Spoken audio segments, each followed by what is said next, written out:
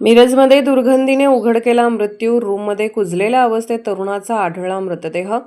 Miraj railway station परिसरातील हनुमान मंदिराजवळ एका बंद रूममधून येणाऱ्या तीव्र दुर्गंधीमुळे धक्कादायक घटना उघडकीस आली आहे.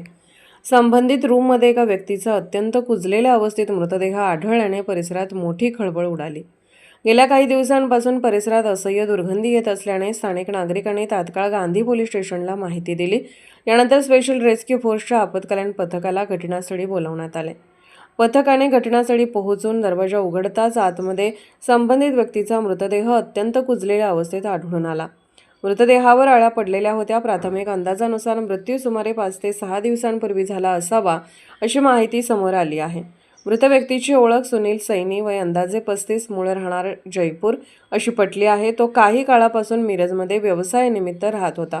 त्याचे जवळचे नातेवाईक येथे नसल्याचे समजते. तसेच त्याला 3 लहान मुले असून तो कुटुंबापासून वेगळा राहत होता.